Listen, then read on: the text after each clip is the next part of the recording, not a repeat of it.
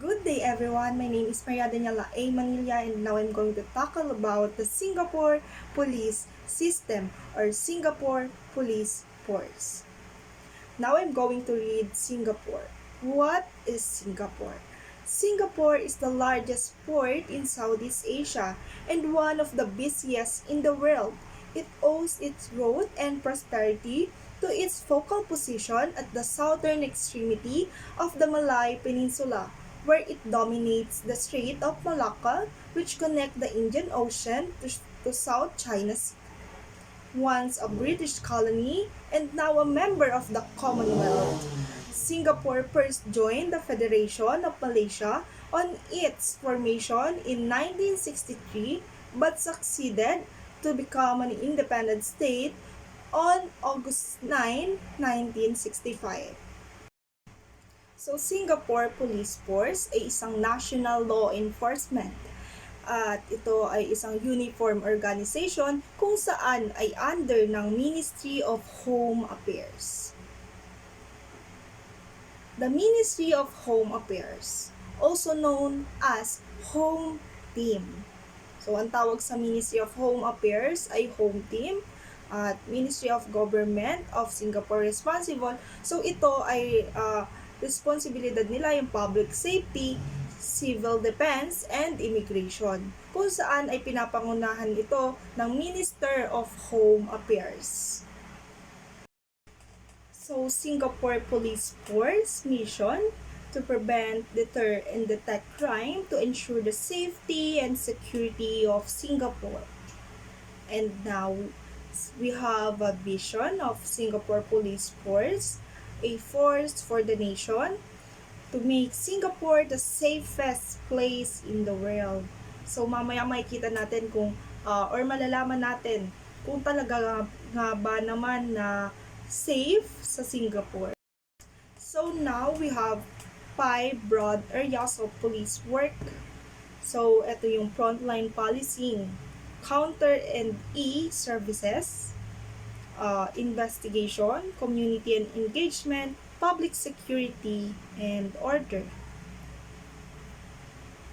So, ilan nga ba how many groans organization does Singapore have? So, ilan nga bang organization ang meron ng Singapore?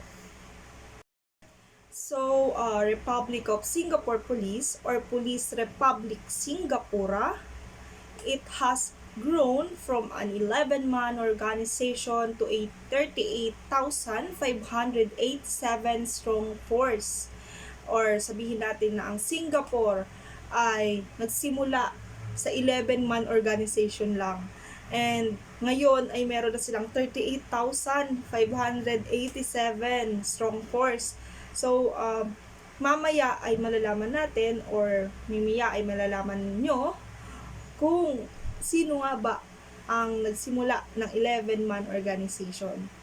So, Singapore has been ranked consistently in the top 5 position in the Global Competitiveness Report. So, ito na yung sinasabi ko sa inyo na ang Singapore ay talaga nga namang consistent sa kanilang posisyon bilang global competitive. So, ngayon, kilalanin natin kung sino nga ba si Francis James Bernard. So, sino ka nga ba, Francis James Bernard? So, dito ay sinasabi na he is the first police chief of the police force in Singapore. So, siya yung kauna-unahang chief sa police force ng Singapore.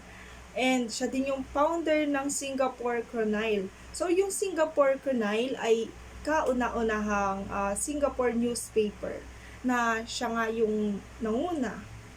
At siya ay inappoint as the first master attendant sa Singapore noong naging trading port ang Singapore noong February 1819. So, the organizational structure. Ngayon, alamin natin kung ano nga ba ang organizational structure meron ng Singapore. So, the organizational structure, there are currently have 15 staff departments and 13 line units The headquarters is located in a block at New Phoenix Park in Novena, adjacent to a twin block occupied by the Ministry of Home Affairs. So ngayon ay meron na silang 15 staff departments at 13 line units. So talaga nga namang nagiging organized na sila, developed country na sila or something, iba na sila, ganon. So ngayon ay alamin natin kung ano nga ba yung ranking system meron ng Singapore. Or ito ay parang pahapiyaw o sabihin natin history ng ranking system nila. So noong 1972, the rank of corporal was abolished. So nawala or tinanggal nila yung rank ng corporal. Pero noong 1976, yung rank ng corporal ay na-reinstated. So, naibalik nila. Sabi natin naibalik. And noong 1997, all rank were shifted from the sleeves to the epaulets except for the Gurkha contingent. So, yung epaulets, sabihin natin ito yung nilalagay ito sa shoulder o sabihin natin nagde-determine ito kung ano nga ba yung rank meron ang tao. Yon. So, nung same year, the station inspector rank was changed. So, napalitan din yung station inspector rank na palitan from coral pips to epaulets and was a new design similar to SAF warrant officers. And the rank of senior station inspector was introduced. So, nung same year na yon, nung station inspector rank ay nabago mula sa collar pips to epaulets and nagkaroon ng design similar, parehas dun sa SAF warrant officers. And the rank of the senior inspector, senior station inspector ay na-introduce naman. So, ang dami nangyari noong 1997, no? And noong 1998, a senior station inspector na dalawa was introduced and changes were made to the SI, SSI, and SSSI 2. So, rank design. So, noong 2002, the rank of lance corporal was abolished. So, noong 2002, nawala na naman or na-abolish naman yung rank ng lance corporal. And noong 2006, the Gurkha contingent adopted embroidered ranks as part of the overhaul of its combat dress but are worn on the right front pocket. So, in 2006, na-adapt naman ng Gurkha contingent yung embroidered rank as part of the overhaul of its combat dress. Embroidered, tahina, sabihin natin ganon. And, yeah. So, ngayon, takal natin yung commission officers and non-commission officer. Commission and non-commission officer. A commission officer is an officer of the military who has received rank and commission in the armed services. So, ang commission officer ay sabihin nating mataas kaysa dun sa non-commission officer. And sila yung may who has rank, sabihin nating may rango and may commission talaga sa armed services. Then, while a non-commission officer is an officer in the military that has not yet earned commission.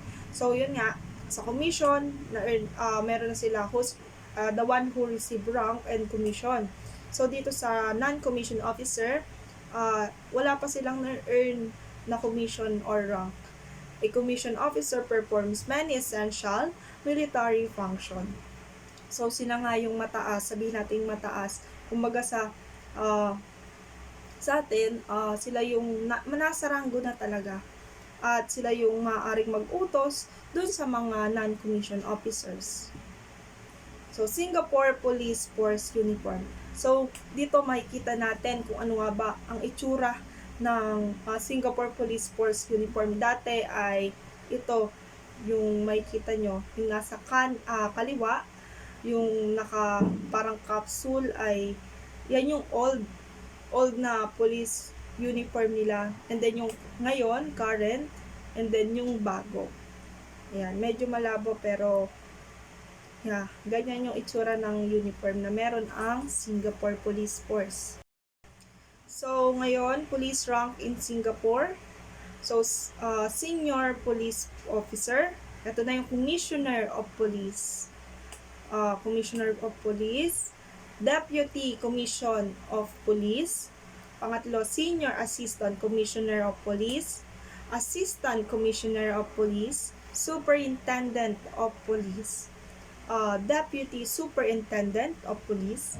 Assistant Superintendent of Police, Probationality Assistant Superintendent of Police, Chief Inspector, Senior Inspector, Inspector, Probationary Inspector, Cadet Inspector. So, ito naman yung Junior Police Officer from Sub-Inspector. Ito na yung matataas. Sub-Inspector, Staff Sergeant, to Sergeant, Corporal, Lance Corporal, First Class Constable, Second Class Constable, and then yung Constable. So, dito ay ito na yung organizational structure meron ng Singapore. Medyo malabo pero ito yung organizational structure nila. I-ano ko na lang, i-separate ko na lang yung image, kumbaga kung saan makikita nyo ng buo kung ano nga ba yung meron ang organizational structure ng Singapore. And then, kung may gusto pa kayong malaman about sa Singapore police system, pwede kayong pumunta dito sa mga reference na to, kung saan dito ko naman kinuha yung mga ilan or yung mga nakalagay dito sa PPT. And yun lamang po. Thank you. Ako nga po pala si Maria Daniela A. Manilla at dito na po nagtatapos ang aking report or talatakayan tungkol sa Singapore Police System.